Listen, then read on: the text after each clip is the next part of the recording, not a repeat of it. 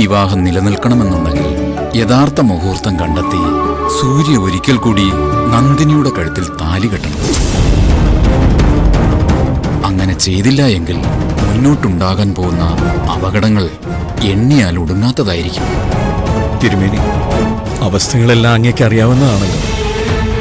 വീണ്ടും ഒരു താലികെട്ട് നടത്തുക എന്നൊക്കെ പറഞ്ഞ ആഘോഷങ്ങളൊന്നും വേണമെന്നല്ല നാം പറഞ്ഞത്. പിന്നെ ഈ പറഞ്ഞ ചടങ്ങുകൾ നിങ്ങളുടെ പൂജാമുറിയിൽ വെച്ച് തന്നെ നടത്തിയാൽ മതി. എന്താ, സാധ്യമാവില്ലേ? അങ്ങനെ ചെയ്യാം. ആത്മീയത്വത്തിന് അങ്ങ് തന്നെ വരുമായിരുന്നെങ്കിൽ എനിക്കൊരു ബലമായിരുന്നു. എങ്കിൽ ബാക്കി കാര്യങ്ങളൊക്കെ ഞാൻ തന്നെ നോക്കിക്കോളാം. ആയിക്കോട്ടെ, ശുഭമുഹൂർത്തം ഞാൻ കുറിച്ചു തരാം. അതിലെ യാതൊരു വിധത്തിലും മാറ്റം വരുത്താനും പാടില്ല.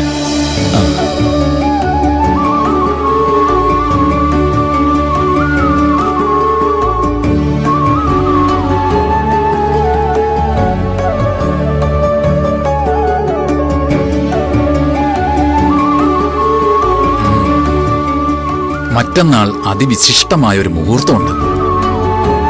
ആ മുഹൂർത്തം അല്പനേരം മാത്രമേ ഉള്ളൂ. സാധ്യമെങ്കിൽ അങ്ങേക്ക് തീരുമാനിക്കാം. അതിവിശിഷ്ടമായൊരു മുഹൂർത്തം എന്നങ്ങും പറയുമ്പോൾ അത് പിന്നെ തള്ളിക്കളയാൻ പാടില്ലല്ലോ. അന്ന് തന്നെ ചെയ്യാം. ശരി, ഒരു താലിമാല വാങ്ങിച്ച് നന്ദിനിയുടെ കഴുത്തിലുള്ള താലി അതിൽ കോർക്കുക. ബാക്കിയെല്ലാം നാം അവിടെ വന്നിട്ട് മനസ്സമാധാനത്തോടെ ഇനി പൊയ്ക്കോളൂ.